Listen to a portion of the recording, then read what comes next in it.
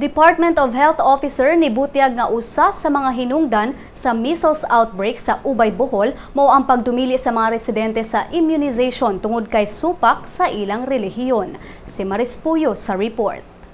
DOH Regional Epidemiology and Surveillance Unit Chief Renan Semafranca gibasol ang kalit nga pagsaka sa kaso sa mga measles sa Barangay Ubay, Bohol ngadto sa mga residente nga nagdumili sa immunization tungod kay daw supak sa ilang relihiyon. Ang measles outbreak na diskurihan sa miaging buwan dihang ang local health unit ni pahigayon og month-long measles ug polio immunization sa Bohol. Apan sigon ni Semafranca nga naalarma sila tungod kay 80% sa populasyon sa Barangay Ubay ang nagdumili sa pagpa-immunize. Dugang sa opisyal nga gawas sa giingong supak sa ilang tinuhuan sa relihiyon kasagaran sab sa mga residente dili permanenteng nagpuyo sa lugar.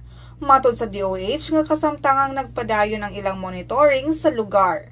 Samtang sa Central Visayas, niabot na sa 1,387 ang mga kaso sa measles, din 7 na ka mga tao ang natalang patay. Maris Puyo alang sa Sunstar, Pilipinas.